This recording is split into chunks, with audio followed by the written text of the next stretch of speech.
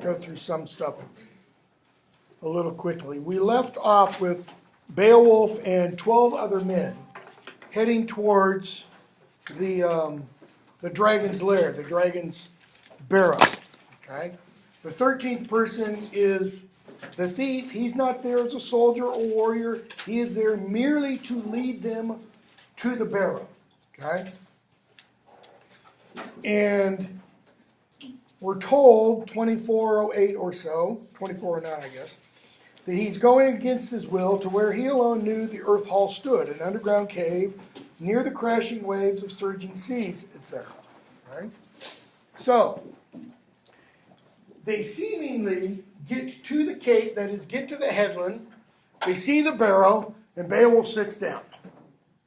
The battle-hardened king sat down on the cape, then wished good health to his hearth companions, the gold friend of the Geats. His heart was grieving, restless, ripe for death. If you remember Hrothgar's homily, Hrothgar suggested there are several ways you can die.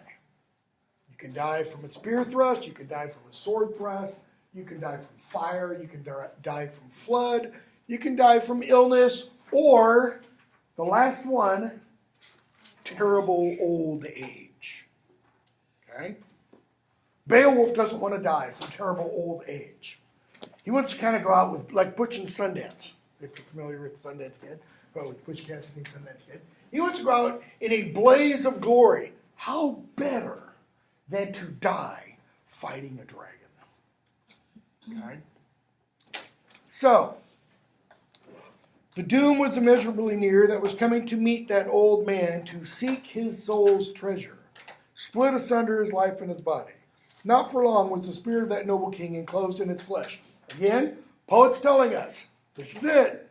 This is the big one. And Beowulf speaks. In my youth, he said the same thing when he visited Hrothgar at least 50 years ago. Okay? In my youth, I survived many storms of battle, times of strife. I still remember them all. I was 7 years old when the Prince of Treasures, friend to his people, took me from my father. Who's the Prince of Treasures, friend to his people? He's talking about Hrethel. Okay? Beowulf's grandfather. Here's Beowulf. Okay? His mother is the daughter of Hrethel. Hrethel takes him when he is 7 years old, he says. Why? They kidnap? No. This is fostering. Okay? In Germanic society, a boy would go to live with an older male relative for the purpose of that male relative teaching him, specifically if they're within the line of kingship, teaching him how to be a good king or how to be a good warrior. More traditionally, the relationship is of uncle to nephew. Okay? And let me get it even more specific. It is uncle to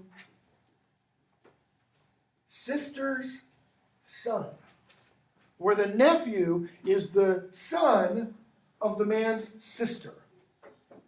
More traditionally speaking, okay? It's not as often where you see the fostering done with the brother's son. Okay? I think the idea may be something that, because it's the sister's not a warrior. Okay, the sister's husband might be a warrior, but the idea is we're going to keep the warrior training within the male line, so to speak. Right? So, and that's probably, by the way, why Hrolf is staying with Hrothgar back in the land of the Shieldings. So, he says, I went to live with my grandfather. I was 7 years old when Hrethel took me. Hrethel the king held me, kept me, gave me gems and feasts, remembered our kinship. That is, let me use the red, that I was grandson to him. I was no more hated to him while he lived than any of his sons. Well, that's kind of an odd way to put it, isn't it? He didn't hate me any more than he hated his other sons. I mean, that's essentially what Beowulf is saying. What does he mean?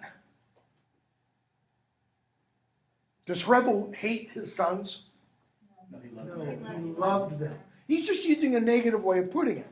Okay? Heribald and Hathkin and my own Helak. My own, he's referring to Helak when he was Beowulf's king. Right? I think the implication is Beowulf never knew Heribald. Okay? We're going to get Hathkin mentioned in a moment.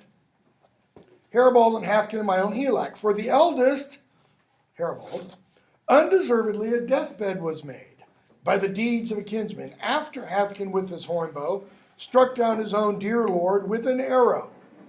He missed his mark. He killed his kinsman. You know, and I never thought about this before, but I'm wondering if the poet, by saying he missed his mark, I wonder if the poet, who probably was a monk, or at least was learned, I wonder if the poet knew the Greek word for missed his mark. Okay? Because it's hamartia. It gets translated in the New Testament, sin. Okay? He sinned and killed his kinsman. One brother to another with a bloody shaft. Well, gee, where have we heard about fratricide so far in the poem? The prologue, Cain and Abel. Okay. Grendel, a descendant from Cain and Abel. Unferth, that was a fight beyond settling, a sinful crime, shattering the heart. What does he mean it is a fight beyond settling? Why could it not be settled? Okay, fourfold Germanic ethic, remember? Duty to Lord, duty to kinsman, duty to avenge one's lord or kinsman. And that avenging does not have to be done by death. You can avenge by getting payment from the person who did wrong to your family or to your king. Make them pay weregild, for example. Okay? But look at this situation. Since this is black, I'll use blue. Hathkin kills accidentally Heribald. Okay? So who does Hathkin therefore owe weregild or vengeance to? That is, who could he pay weregild to, or who could demand vengeance on Hathkin? His father. Okay. So if Hathkin's going to pay weregild to Hrethel, where's the weregild coming from? Where's the money coming from? Where does he get everything he has? From his father. So it's like Dad writing a check to himself. It doesn't work out so well. Okay, so if weregild can't be paid, what's the other means one can use for vengeance?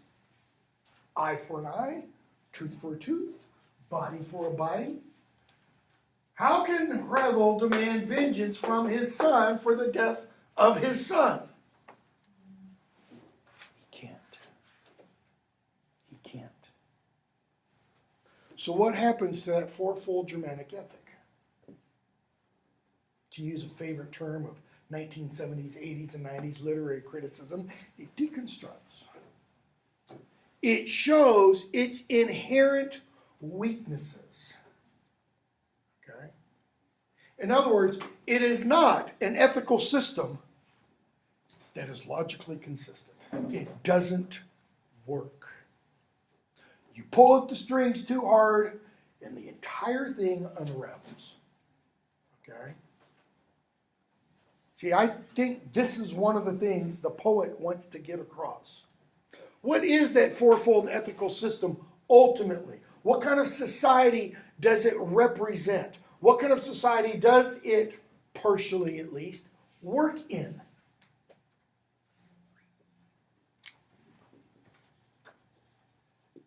heroic, honor, an honor society, not stupid, academic honor society. I mean a real honor society. A society based on a notion of honor. Okay? What is the poet suggesting? Where does this lead you? If you take it to its logical conclusion, one place, death. Death. Okay? You need an example? Look at the Arabs and Jews.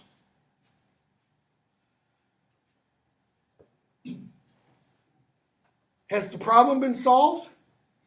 Jimmy Carter kind of thought he solved it a little bit back with the Camp David Accords in 1978.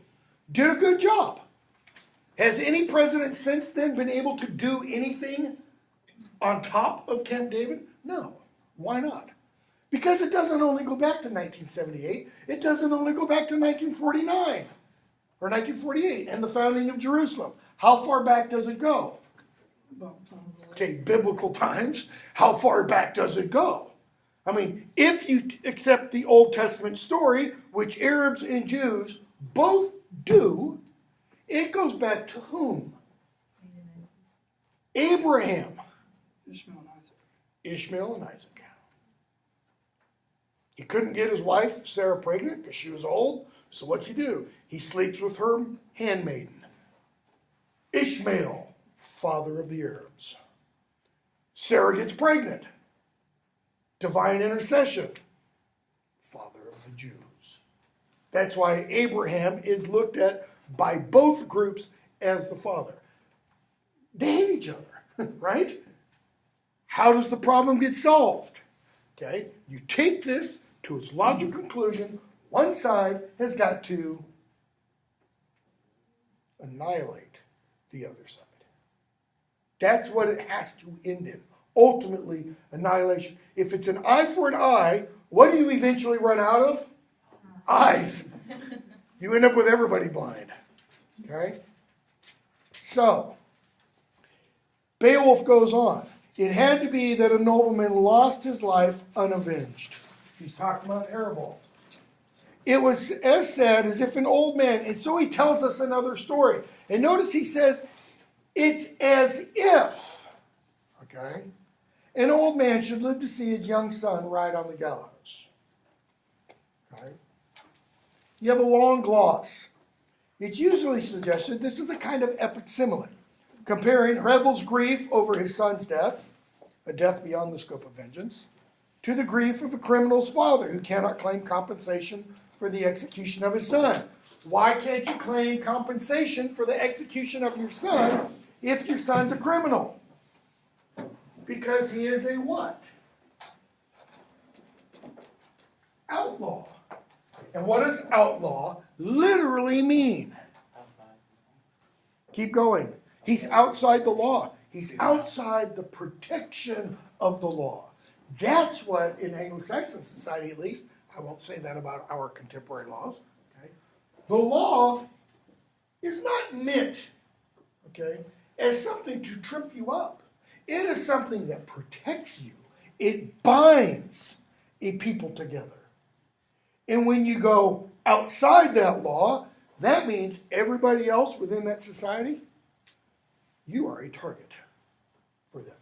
Anybody in that society can take you down if you are an outlaw. And they can do so legally. If you're caught and you're legally executed, there's no recompense. There's no revenge. There's no other judgment, okay, that your family can exact on somebody for your death. Okay? So that's why he's using this simile. All right? Mitchell and Robinson, Liuza is largely following in his translation. That is, he's following their interpretation of the poem. They suggest rather that what's being discussed here is a pagan practice, part of the cult of Odin, in which the body of a man who did not die in battle was ritually hanged on a gallows. Okay? What does that mean? The body of a man who did not die in battle. Not one of your own, okay, but an enemy.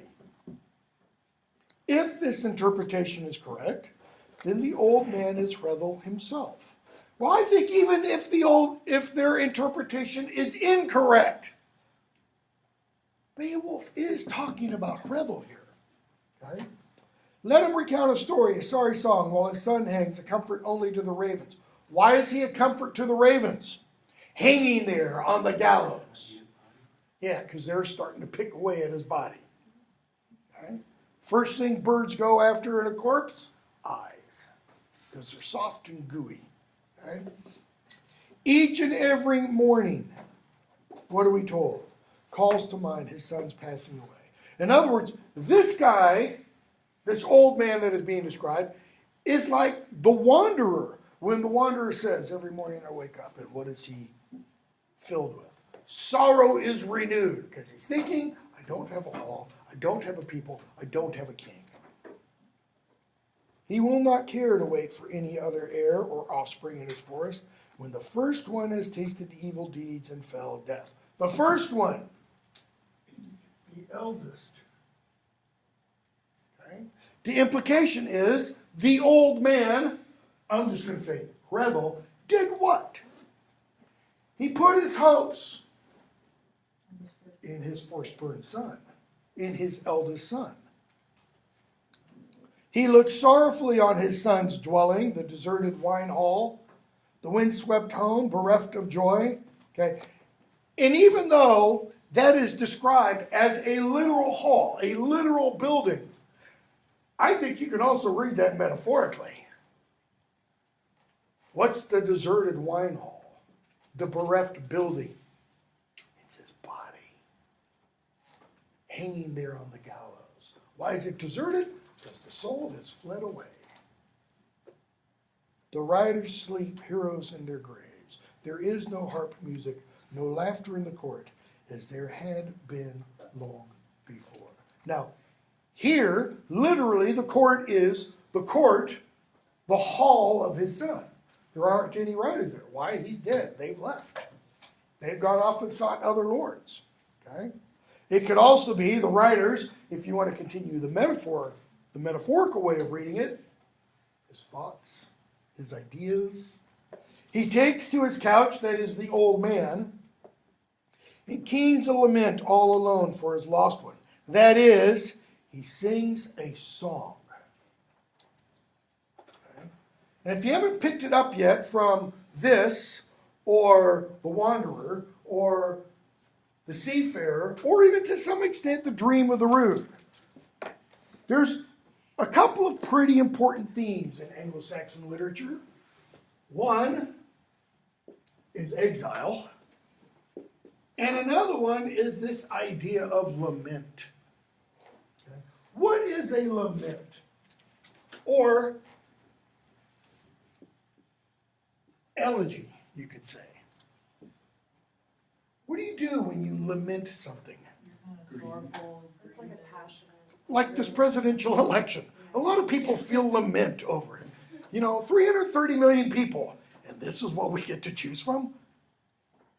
I mean, throw in the third and fourth party people too. I mean, because let's admit, none of them are good choices, right?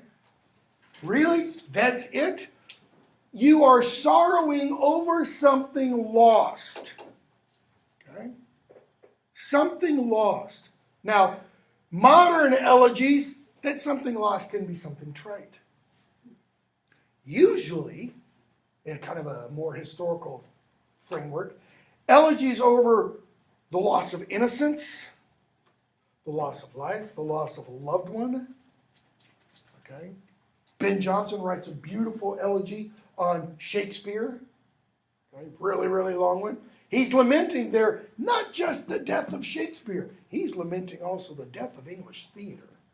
Like, since Shakespeare died, man, the plays just really suck. And he's right, by the way.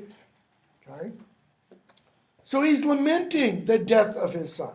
All too vast to him seem the fields and townships. What does that mean? The fields and townships, seem too large because something is missing. It's like they're all empty rooms.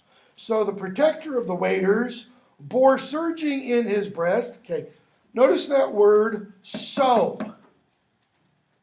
It's kind of like the thus. For 100 years I ruled the Danes. It's very similar. If it's thus or so, then it seems to me he's saying, just like this fictional guy I've been talking about, the king of the waiters, Hrethel, bore surging in his breast heartfelt sorrows for Heribald. I think what he's actually saying, just as Hrothgar did, this fictional person I was talking about, it's him. It is Hrethel. He could not in any way make amends for the feud with his murderer, that is, with Halfdan. But neither could he hate that warrior for his hostile deeds. Notice, he can't get vengeance on Halfdan. He can't get weregild from Halfdan. But what can he also not do? He can't hate him. Why? Because he's his son. Pick a modern phrase that you want. Catch-22? Damned if you do, damned if you don't? Between a rock and a hard place? Hrethel's got them all in spades. What can he do to alleviate his sorrow? Nothing. Absolutely nothing. And he can't kill himself either. Why? Suicide's a no-no in Germanic culture. You keep on going until somebody else takes you out or something else takes you out. So,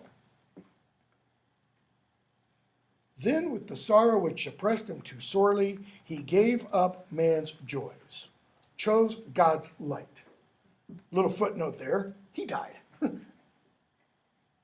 Okay. Chose God's light is an interesting euphemism, however. Sounds like suicide. Well, I had a graduate student who wanted to suggest that last time. She had a real weird reading of it, though. And I had to, kind of gently say, this is really not even possible. Okay? But what else can he chose God's light mean? I mean, Leusa gives us the literal, he died, in the footnote. Yeah, Patrick. Kind of like pines and wastes away. Okay? Yeah, I mean, he simply dies from grief, heartache. Okay? But why does the poet say he chose God's light? And that is literally what it says. Okay? Godos lecht Yakorin. He chose. Is it saying he chose God's light in the sense of peace? Like he died so that he would be at peace? Yeah, keep in mind, this is the Christian poet. Is Hrethel Christian? No. Nobody within the world of the poem is Christian. They haven't heard of Christ. Okay? They're monotheistic, apparently, or some of them are, at least. Okay? So if he chooses, let's say, God's light, think Ghost, the film, what is that juxtaposed to? Or what does that put in contrast to? Where? Here. Here. Because what is his life like here, now that let's kind of continue the metaphor, the light of his life is gone. Darkness.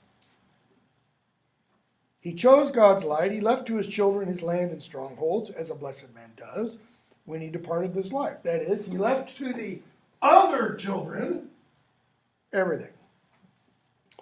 Then, so, Hrethel's dead now. Nobody kills him. He just dies. So we have Hrethel dead, Heribald dead. So we have Halfdan, Helak, unnamed daughter. Okay. Then there was strife between Swedes and Geats, a quarrel in common across the wide water, hard hostility after Hrethel died, until the sons of Anyenthal, Othra, and Onela, what? Were bold and warlike, wanted no peace, over the sea, but around the hill of sorrows they carried out a terrible and devious campaign. My friends and kinsmen got revenge for those feuds and evils, as it is said, although one of them paid for it with his own life, a hard bargain. That battle was fatal for Havkin, king of the Gates. Okay, so war breaks out after Hrethel's death between Onyenthal and his sons and the Geats. Havkin dies in that battle. Then I've heard the next morning one kinsman avenged the other with the sword's edge. We've got a gloss there. Helak avenged the death of Havkin on his slayer Onyenthal. Okay? So, Onyenthal kills Havkin, and then Helak avenges Havkin's death and kills Onyenthal. Okay? I have paid in battle for the precious treasures he, the gloss, Helak, gave me. As was granted to me with a gleaming sword, he gave me land, a joyous home. He had no need to go seeking among the Gifthas of the Spear Danes or the Swedes for a worse warrior or buy one with his wealth. That is, Helak knew he didn't need to put a for help sign or wanted sign for a mighty warrior, because I was there. Always on foot, I would go before him, alone, in the front line. So, when Beowulf and Helak went into battle, Beowulf was saying, I was always in the vanguard. Always in the front. Okay? And that served me well. Okay? This sword, he's saying, served me well, since I slew Dayraven, champion of the Hugas. Who's that? Hugas, like the Hetware, are Frankish tribes allied to the Frisians. Okay? With my bare hands in front of the whole army.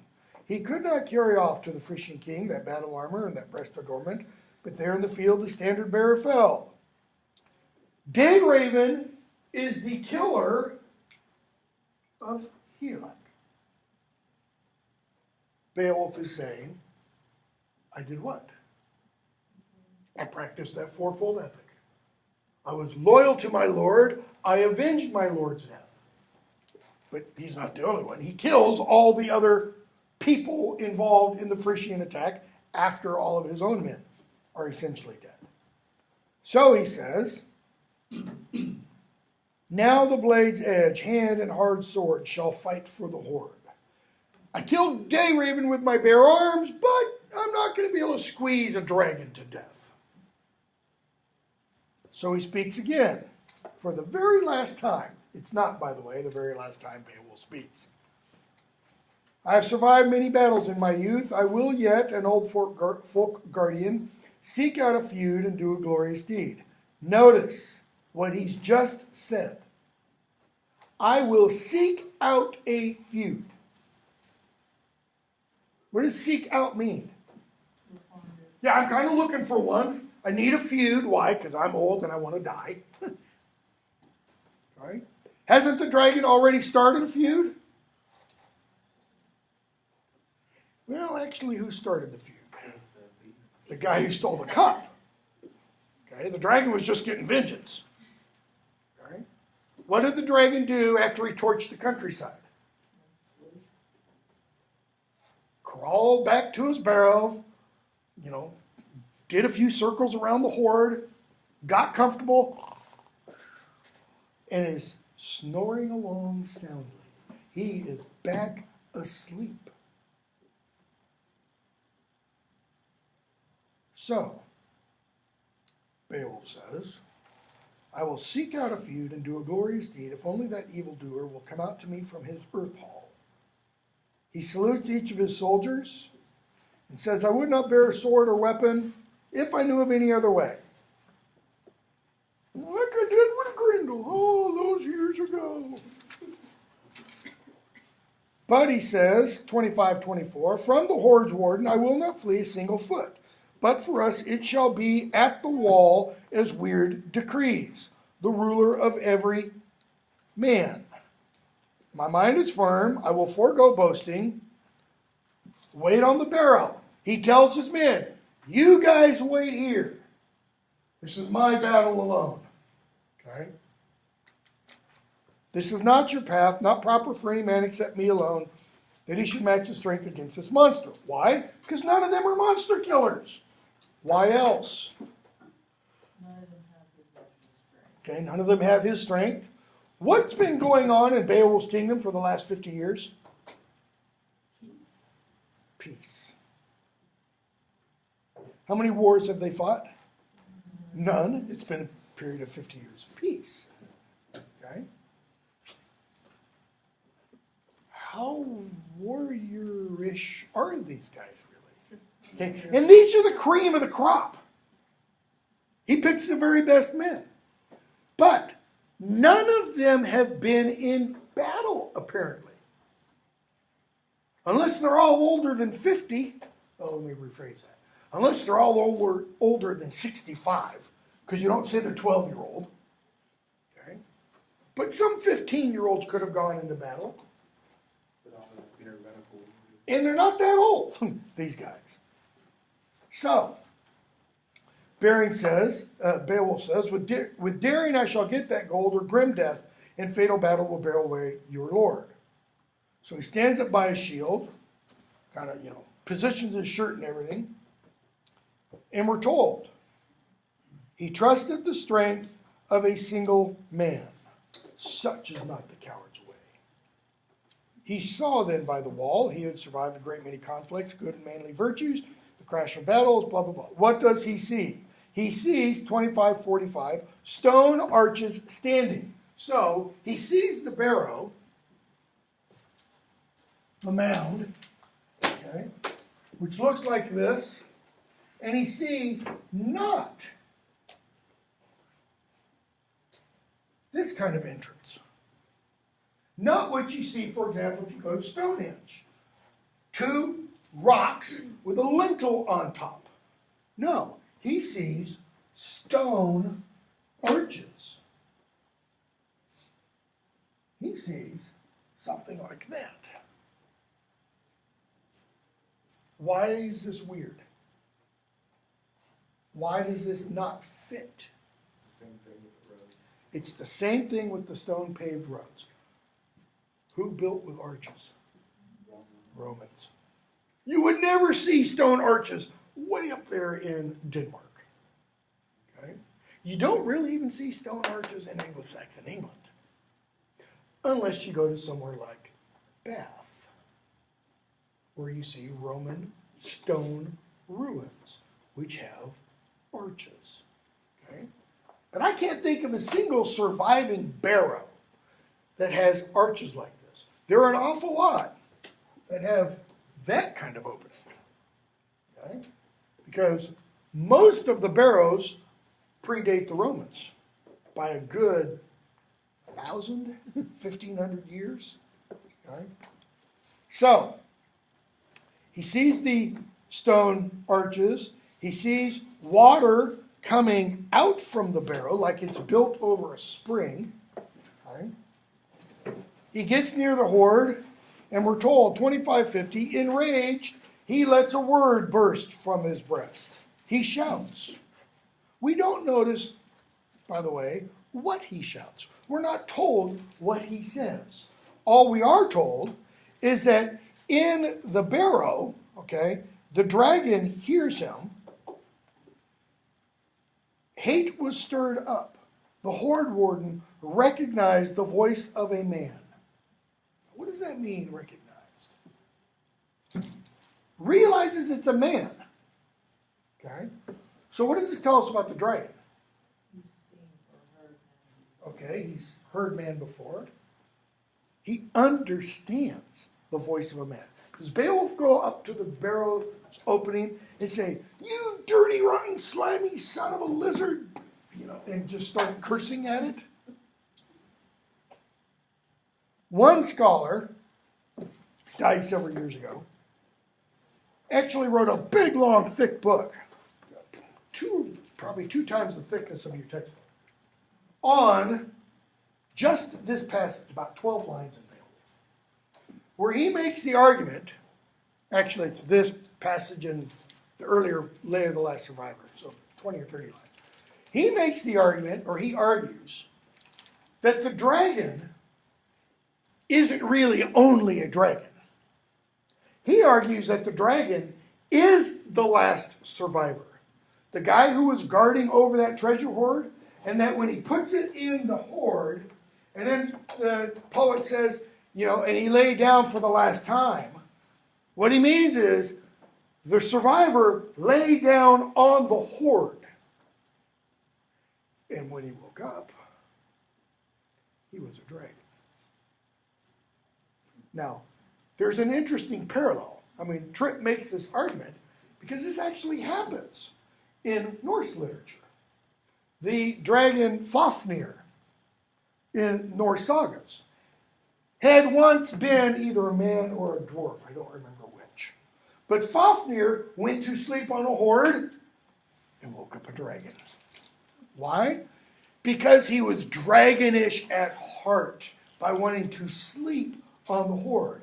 And if any of you are fans of C.S. Lewis, you probably immediately saw the parallel with Eustace, okay, in The Voyage of the Dawn Treader. So, he challenges the dragon comes out. The warrior in the barrow turned his shield board against the grisly stranger, that is, Beowulf does this, hides behind his shield. And he stands there, and the dragon comes out, and the dragon's torching everything. Beowulf raises his hand, 2576, struck that mottled horror with his ancient sword so that the edge failed. It broke, in other words, bright against the bony scales. Bit less strongly than the king of the nation needed it to, hard-pressed in battle. Yeah, how much less strongly? Not at all. Then the barrow warden, the dragon, was more savage after that stroke, spit out gruesome fire. Okay. Beowulf did not boast of his glorious victories at that point. Why? What's he thinking? Oh, his bare sword failed at need, as it should never have done, the ancient good iron. It was no easy journey when the great offspring of Ecgtheow had to give up ground in that place. Give up ground, two meanings. Okay, the first literal meaning, take a step back. Give up ground, die. He gave up all the ground. Okay. He was forced against his will to find a place of rest elsewhere. He died. It was not long until those two great creatures, and the word used there, creatures, he gives it at the bottom, yeah. Aglacan, okay, which is a very interesting word. The in means it's plural. Singular is like that. Aglacan, okay. Why? Because this has multiple meanings. It can mean warrior. It can mean monster. Some people put fierce combatant. What did he put? Creatures. That's kind of lame. Okay. And interestingly, you'll see scholars / editors pick and choose from these according to the context. So, for example, here, where it is referring to both Beowulf and the dragon, notice what the user uses. Creatures. In other words, there's no editorial comment. Well, let me take that back. There's a strong editorial comment here. Okay? He doesn't use monsters. 2 or 3 other times in the poem, when the word is used, it's used to describe Grendel. In almost every translation, monster is used to describe Grendel. In one instance where it's used for Grendel, it's also used of Beowulf. Usually it gets translated, those fierce combatants. They're really going at it hammer and tongs. Why isn't it those fierce monsters? Well, because the poem's about Beowulf. We don't want to say Beowulf's a monster. Beowulf's the hero of the poem. But he's got the strength of 60 men, and he squeezes people to death. Okay? How normal is that? How unmonsterish is that? Okay, he doesn't squeeze them and then eat them. Let's give him that. Okay, he's not a cannibal. But he is pretty monsterish. Okay. His name doesn't alliterate with his parents.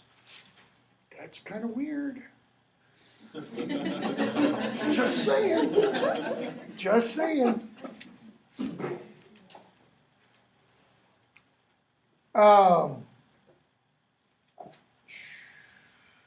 I'm going to find my place. The two creatures came together again. Until the horde guard took heart, his breast swelled with breath.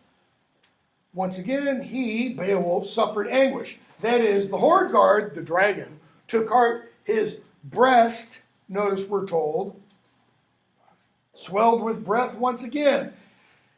Takes in a big, load of oxygen. Why? And that's why Beowulf had anguish again, tracked by flames. His comrades, hand chosen, okay, sons of noblemen, did not take their stand in a troop around him with warlike valor. They fled to the woods. Go back for a moment. You don't have to turn to it. Thus should a young man bring about good with pious gifts from his father's possessions, so that later in life, loyal comrades will stand beside him when war comes. Okay? That's from the prologue. Beowulf does that. He distributes treasure from his father. Okay? His own literal father, his metaphorical father, his king, his grandfather, since it all belonged to his grandfather before it belonged to him, and none of his men stand by him. Well, one will. He was called Beowulf. Weston's son. Poet makes a point of saying who Beowulf is a descendant of. A worthy shield warrior, prince of the Shilvings, kinsman of Alfura. That is, Weston is a prince of the Shilvings, kinsman of Alfura. Right? Beowulf's nationality is in question. He is both a Swede and a Weymunding, like Beowulf. Okay? His father fought on the Swedish side in their feuds with the Geats. That's what this is talking about, okay? Because you have to do this. Remember, these two do what? They come over and they get refuge from Hardred after Onela kills his brother Othra, okay? So, he saw his liege lord suffer heat under his war helmet, and what? He recalls the honors he had received from him. He isn't talking about, oh, he called me nice words. He named me prince, He means the honors, the physical gifts Beowulf had given him. He could not hold back. His hand seized his pale linden shield, that is, his wooden shield. Yeah, good thinking here, Beowulf. You go fight the fire-breathing dragon with a piece of wood. Okay? It was known among men as the heirloom of Anman. What's the it? He drew his old sword. Okay? So, Beowulf has the sword of Anman. Where did he get it from? That friendless exile, Anmund, okay, was slain in battle with the edge of that sword by Weston. So, they go over here. So we now have Anmund and Aegils being protected by Hardred. And what happens? Weston comes over, kills Aemon. When he kills him, what does he do? Strips his body, takes everything off. Takes it back to Onela, we're going to be told in just a moment. Onela gave to him the war equipment of his young kinsman. That's Aemon. Right? He gives it to Onela. Weston gives it to Onela. Onela says, well done, thou good and faithful servant. Keep it yourself. Gives it back to him. Weston dies. It passes into the hands of Beowulf. So Beowulf now has Aemon's armor. You see why Beowulf told the little story of Freywaru and her marriage to Ingeld? And he says there's going to be a feast, and some cocky young guy, some Dane, is going to walk around strutting in this armor that belonged to an old Healbard, now dead. And another old Healbard's going to say to the dead Healbard's son, look at him. He's just pushing your nose in it. You going to let him do that? Get him. Get him. Get him. Until finally he stands up and gets him. Okay? So, he kept that war gear for a great many years, Weston. The blade, Birney, till his boy could perform brave deeds like his father before him. He gave him among the gates that battle gear, every piece of it. When old, he departed this life and went forth. Okay? The implication is that at some point, Weston and Beowulf are no longer, or Weston is no longer working for Onela. Okay? Notice what that footnote said. They're Waymundings, but they're also Swedes. But at some point, they come to the land of the gates and they're living with them. They're part of them. Even though Onela kills Hardred. Okay, that sin should kind of seep out on those who work for him. So, that was the first time that the young warrior had to weather the storm of battle beside his noble lord. Notice what the poet just told us. This is Beowulf's what? This is his first battle. He's a virgin when it comes to warfare. Not the kind of person you want taking on a dragon with you. Okay? But before he does, like so many other people in the poem, he has to give a speech.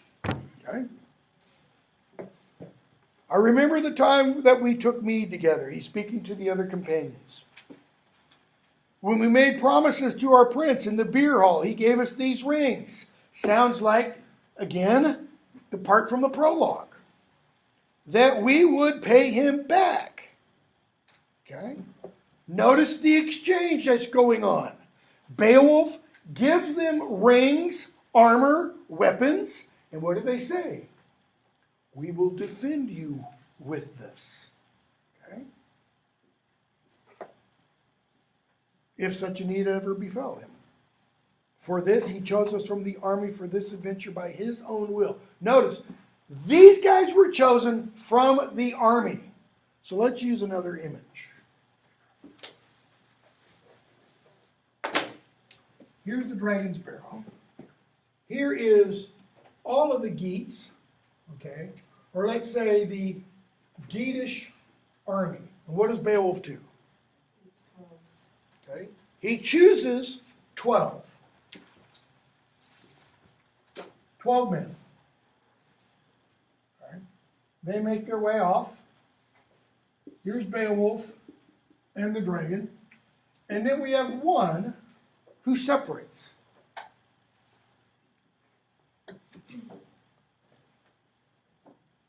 He gave me these treasures. He considered us good spear warriors, proud helmet warriors, blah, blah, blah, blah, blah. Now the day has come that our noble lord has need of the support of good warriors. Let's go help him. God knows for my part, I would much prefer that the flame should enfold my body alongside, blah, blah, blah. Okay? So, Beowulf wants to go help Beowulf. What did Beowulf order his men to do? Stand down. This is my battle. Okay? But notice they're told to stand by the wall. What do? They flee. They run into the trees. Okay? So, Beowulf goes up to Beowulf. and says, 63, Dear Beowulf, do all well, as in your youth you said you would, that you would never let in your whole life for fame decline. Now firm indeed, single-minded, you must protect your life. Okay. Kind of a long speech. What does he really mean? 4 words. Suck it up, Beowulf. You're Beowulf. Come on. What's he doing? It's the halftime speech that the coach gives to the team that's down.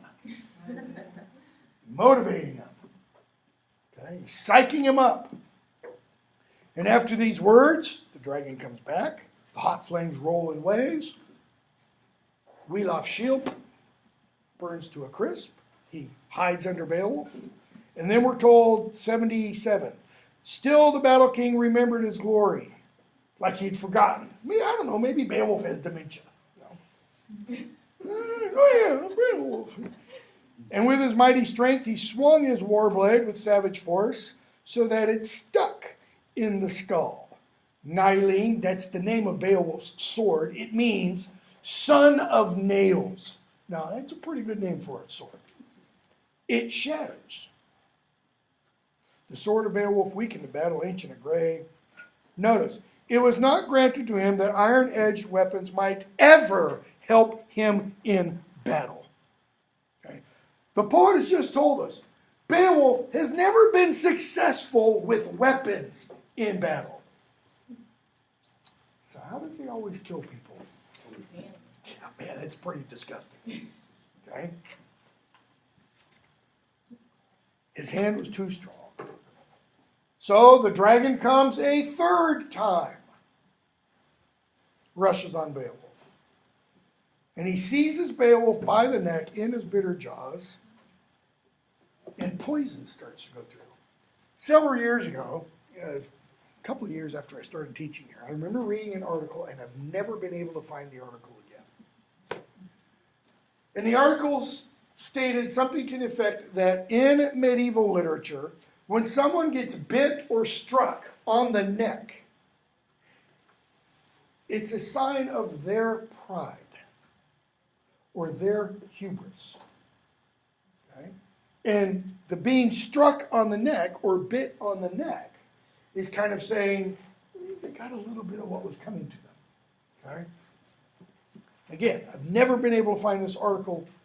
Again, I was teaching fantasy literature at the same time, and in one of the books we were doing, this guy gets I did Beowulf, but this guy gets bit on the neck, and the guy who gets bit on the neck is very prideful, okay, very arrogant.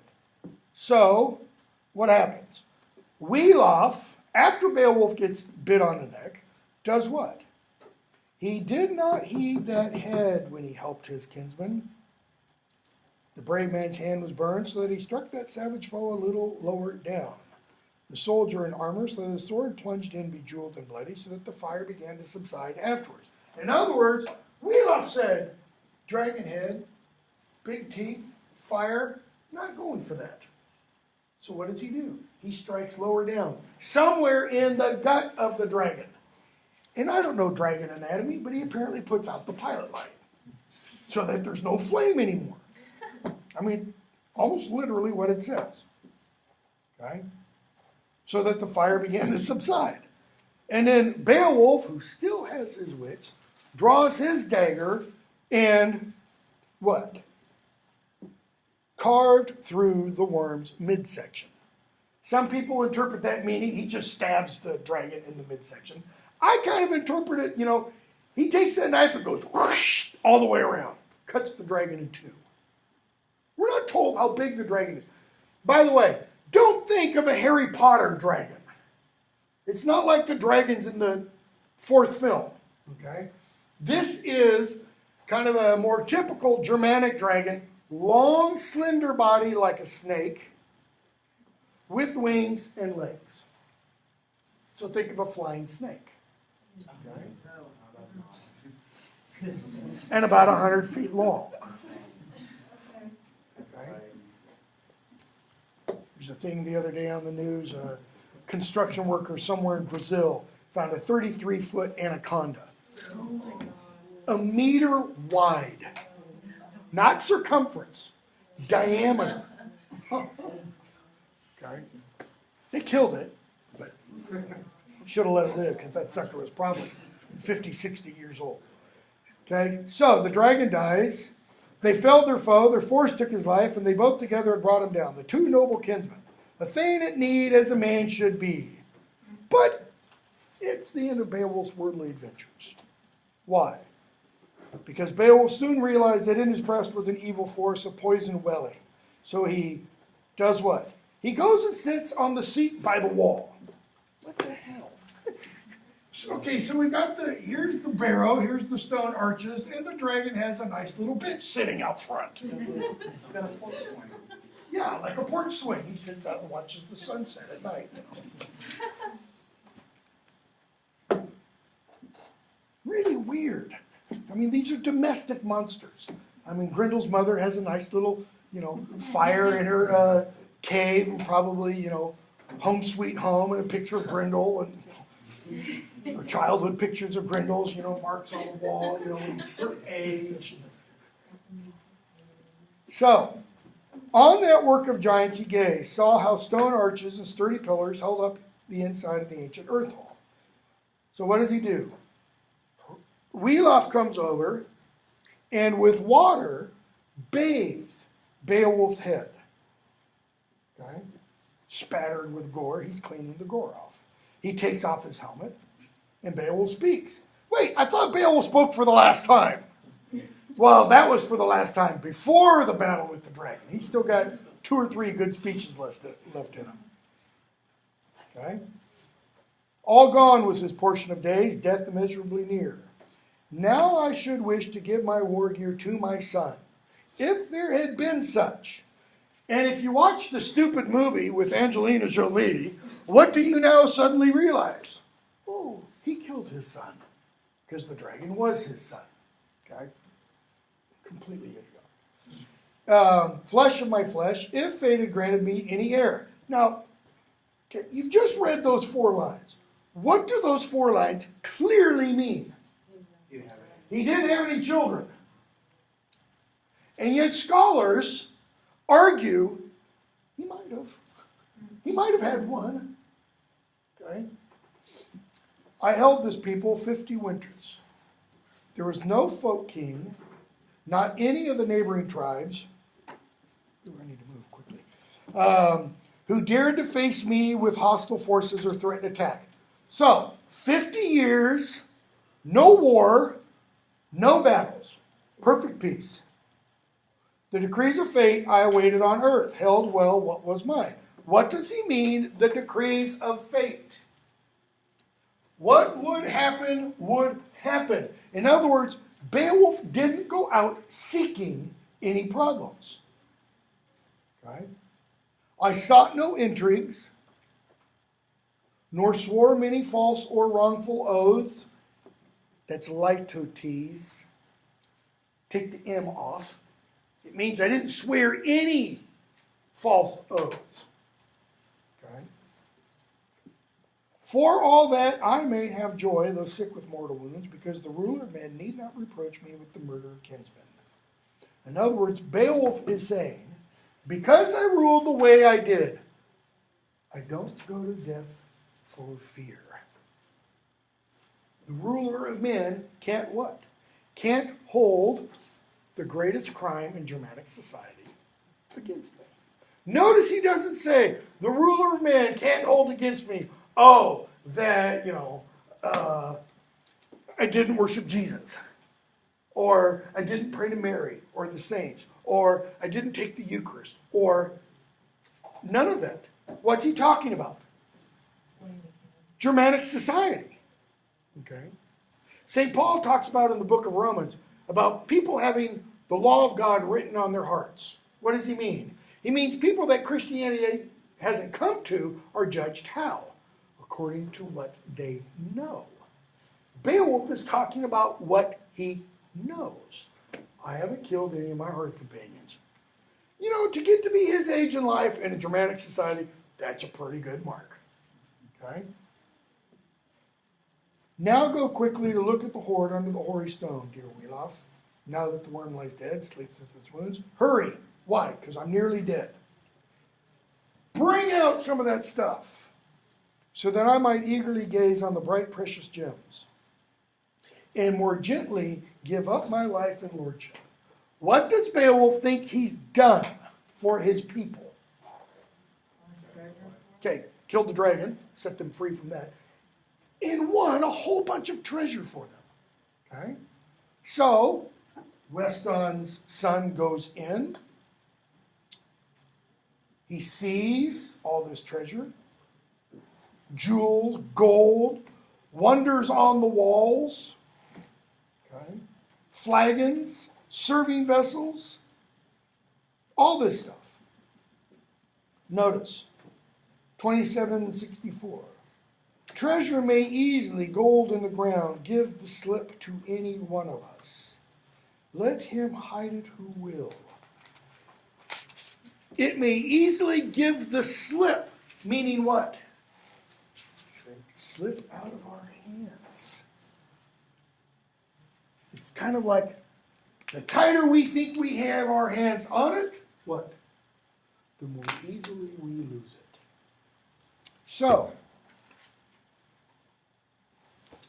he grabs a whole bunch of stuff. He goes back outside. He finds Beowulf. He's wondering, is he still alive? He puts the treasure down. He sprinkles water on him, revives him. And Beowulf says, 27:94, for all these treasures I offer thanks with these words to the eternal Lord, King of glory, for what I gaze upon here. Notice, thank you, God. Now that I have sold my old lifespan for this hoard of treasures, notice the language of exchange. I've exchanged my life for these treasures. What's he thinking his life was worth to his people before? That is, before he fought the dragon. I'm an old man and I walk with the stick. He doesn't think he's much use anymore because of his age. But the treasure will do what? It will enrich them. Okay? I was able to acquire such wealth for my people before my death day. Now that I've sold my old lifespan, they will attend to the needs of the people. Okay?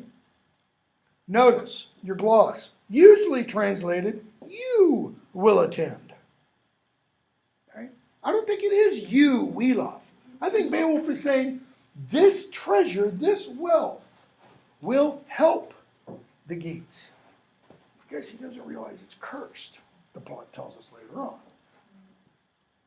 So, I can stay no longer. And he gives Beowulf the charge. Build a barrow. There's already one here, right? Why not, recycle? Be green, Beowulf. Build a barrow, he says. So that when people sail by, they'll go, look, Beowulf's barrow. Okay? And he takes from his neck the golden circlet and gives it to Beowulf. This is the transfer of kingship. He's saying, Beowulf, notice, you are the last of the, not last of the Mohicans, you are the last survivor of our lineage, the Waymundings.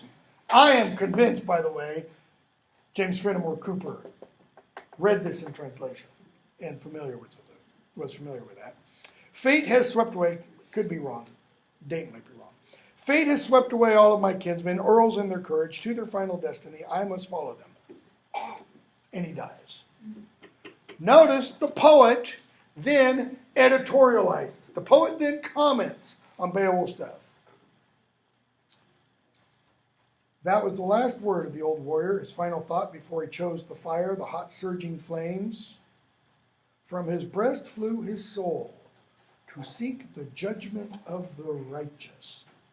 Footnote 3, literally, the dome, fame of the truth fast. Well, let's do it literally. 28:20. From him departed his setient, his soul sought Sothfastrodon, the truth fast judgment. Okay? So what does he mean? I think the poet is saying what about Beowulf? He's one of the righteous pagans. You don't say somebody's soul sought the judgment of the righteous unless you think that person is righteous. Okay? But he's pagan, remember. He don't know nothing about no Jesus. So, Beowulf kind of sits there, overcome with emotion. We get a description of the dragon. And we're told, 28:46, it was not long before the men late for battle left the woods. How late for battle were they? I mean, that's a pretty damning comment there. The 10 traitors. And what does Beowulf do? He essentially does this to them. He makes them outlaw. He says, your land, your treasure, not anymore. Okay? 28:64. The man who would speak the truth must say that the Lord who gave you those gifts of treasures, the soldier trappings you stand in there, did what? He gave all that battle dress and entirely threw away. 28:72. When war beset him. He didn't give it away wisely, in other words. Our nation's king had no need to boast of his comrades in arms. But the ruler of victories, God, what? Allowed that he alone with his blade might avenge himself when he needed your valor. Notice what Beowulf doesn't do. The God of victories allotted that I should come to Beowulf's aid. That's why I'm wearing the Torquil King. You know. He says, and I did what I could. It wasn't much, but too few supporters thronged around our prince in his great peril. If you guys had come, Beowulf might still be alive. That's what he's saying. Okay? So, notice, 28:90. Death is better than for any earl than a life of dishonor. Ouch. Because that's what they now have. Dishonor. So, fit 40. He orders the battle work to be announced to the camp up by the cliff's edge. Wait, what camp? What troop of earls that sat all the morning long? Got to revise this a little bit. It seems that Beowulf had a large army, and then he had a camp of earls sitting around. From those 12 were chosen. Of those, one helps Beowulf. Right? Does this have any kind of parallel anywhere? Think of the life of Christ. He doesn't only have 12 disciples, because at one point he sends out 70 in groups of 2. Okay? And the 70 are chosen from an even larger group. How do we know? He feeds 5,000. And then he feeds 7,000. Okay? He's got a lot of followers. The 12 are kind of the 12 chosen. Okay? So we have 12 chosen. How many are with Christ at the crucifixion or his death? 1. The Apostle John. How many are with Beowulf at his death? 1. Beowulf. Okay? Beowulf isn't Jesus, but the poet is kind of following this structure. So, he orders this battle work to be announced to the camp of earls, and then we're told a whole bunch of other stuff. This messenger from Beowulf tells these people this story, 2900. Now is the joy giver of the Gatish people, the Lord of the waiters, laid on his deathbed, holding a place of slaughter. Okay? Beowulf sits, Weston's offspring over Beowulf, Earl over the Earl, now dead. That is Beowulf, now dead. And then what does he do? And now for the rest of the story. Now that Beowulf is king, folks, here's what we have to expect. A time of trouble. When this is told to the Franks and Frisians, and the fall of our king becomes widespread news. Why? Why do the Franks and Frisians care? Oh, I don't know. Helak's Frisian raid. What did Beowulf do with the Franks and Frisians that came out and fought in that raid? Killed them all. So those that weren't there have a little bit of an axe to grind. Okay? The strife was begun hard with the Hugis after Helak came traveling with his ships, blah, blah, blah.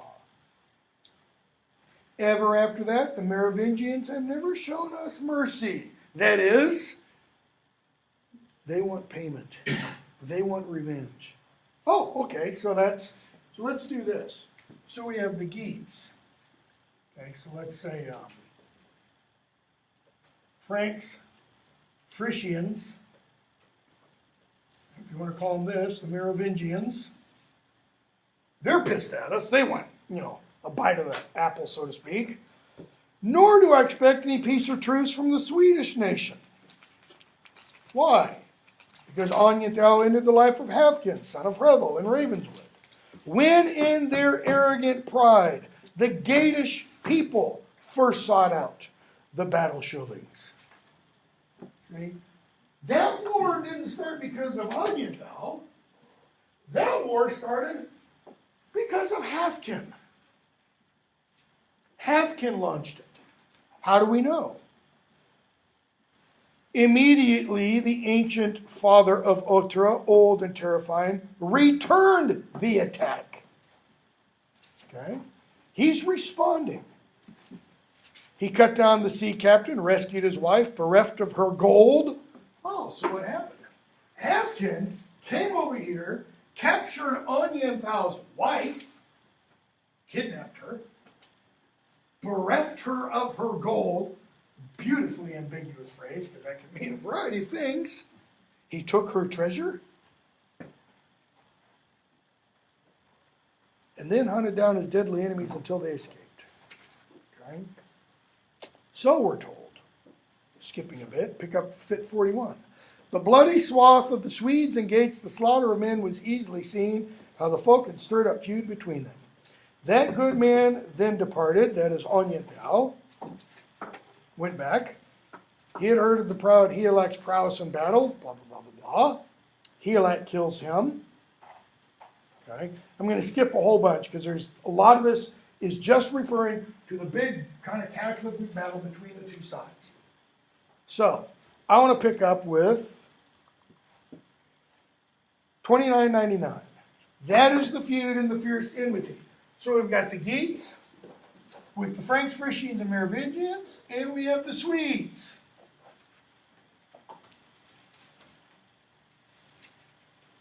Hammer, anvil, they're in between. That I expect now when the Swedish people seek us out after they have learned that our Lord has perished, who had once protected his horde and kingdom against all hostility. Why else will the Swedish people seek them out? Who's the king of the Swedes? Now. Eagles. Who's the king of the Geats? Beowulf. Beowulf's father killed Eadgils' brother. Beowulf wears Eadgils' brother armor, has his sword. Okay?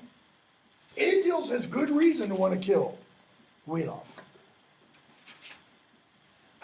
Now we must hurry, look upon our people's king, go with him who gave us rings on the way to the pyre. Okay? No small part of the horde shall burn with that brave man. Meaning, all of it. Okay? The messenger is saying, all of the horde, all of the treasure that was taken out of the barrow is going to be burned with Beowulf. But Beowulf thought he bought it all for them. Okay? Let no warrior wear 30:15 treasures for remembrance, nor no fair maiden have a ring ornament around her neck. But sad in mind, stripped of gold, she must walk a foreign path. In other words, she must become an exile. Not once, but often now, that leader of our troop has laid aside laughter, mirth, and joy. Thus that brave speaker was speaking a most unlovely truth. He did not lie. So we have the dragon described again. They throw the dragon over the edge of the cliff. They pull out all the cups and vessels, and we're told, 47. Cups and vessels stood beside him, that is Beowulf's body. Plates lay there, precious swords, eaten through with rust, as if in the bosom of the earth they had lain for 1,000 winters. Well, the way most of us read that is they had lain there for 1,000 winters. The dragon came and lay there for 300. So how long before did the last survivor put the gold in the ground? 700 years previously. All that inheritance was deeply enchanted, so the gold of the ancients was gripped in a spell, so that no man in the world would be able to touch the ring hall, unless God himself granted to whomever he wished to open the hoard. And one of the big questions of the poem is, did God grant Beowulf to open the hoard? Christian critics, so-called Christian critics, read the poem kind of allegorically. Some say, well, obviously, yes, because Beowulf did open the hoard. If God didn't want him to open it, he wouldn't. Others read it and say, no. And Beowulf touched the gold, and that's why he dies. And not only Beowulf, Beowulf touches the gold, and all the people touch the gold. Because they're doing what? They're taking it out. They're piling it up. Therefore, they're all being touched by this enchantment, this spell, this condemnation. Okay? So, pick up again.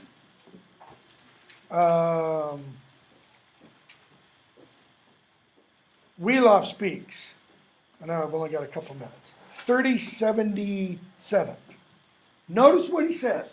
When I raised this on that international discussion list several years ago, again, I had to take cover because people did not like my implications. Often many earls must suffer misery through the will of one man, as we have now seen. Kind of also echoing St. Paul. Just as through one man death entered, so through one man death is overcome. Okay? We could not persuade our dear prince, shepherd of a kingdom, with any counsel that he should not greet that gold guardian. Let him lie there where he had long been, inhabit the dwellings until the end of the world. What does he mean? See, I take that as Beowulf kind of castigating Beowulf. He should have just let the stupid dragon sleep. But no. Look at the next half line. He held to his high destiny. He had to wake up the dragon. What does Beowulf mean? If we just tiptoed around the barrow, the dragon never would have woken up. Beowulf would still be alive. But no, that fate was too great, which impelled the king of our people thither. I was there, blah, blah, blah. So he says, let's get the barrow built. Let's burn the body and all this kind of stuff. 31:15. Now the flames must devour, the black blaze rise over the ruler of warriors, he who often waited the showers of iron. Okay? So, they build the funeral pyre, they put Beowulf on it, they lay the treasure all around him, and strike the match. And then what do? They take the ashes and the melted hoard and put it back in the ground. What did the last survivor say when he put the hoard in the ground? Hold now, earth, this treasure, long ago taken out of you, be as useful to men now as you ever were. In other words, what good does gold and treasure do you? Zip. Why? Because this is where we all end up. Dead. And gold doesn't buy you anything more. So, the poem ends with these lines. They said, as they kind of ride around Beowulf's barrow, that of all the kings of the world, he was the mildest of men and most gentle. I doubt that Raven really thought he was the mildest as he's having his life squeezed out of him. Okay? The kindest to his folk and the most eager for fame. Now, some of those Christian critics that I talked about, they take that last half line, most eager for fame, as being damning. Oh, Beowulf wanted fame. He wanted praise. He wanted glory. A good Christian doesn't want that. Yeah, but Beowulf's not a good Christian. He's not any kind of Christian. He's a good Germanic pagan warrior for whom fame means everything. Okay?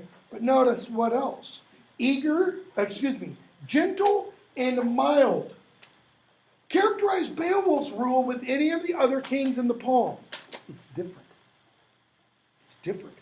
What does Hrothgar do? He expands his kingdom, just like Scyld does.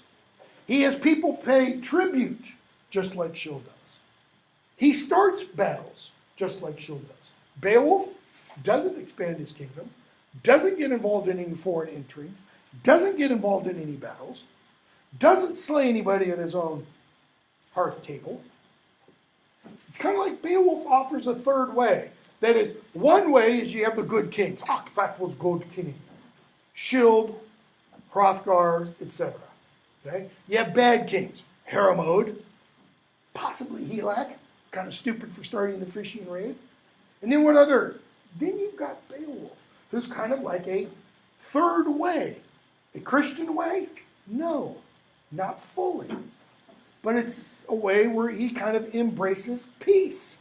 And yet, within the Germanic system, what happens to him? He still dies. He still dies. Okay. About the exam. The exams, it'll have multiple parts to it. It'll have true, false, not a lot. It'll have some multiple choice. It will have primarily fill in the blank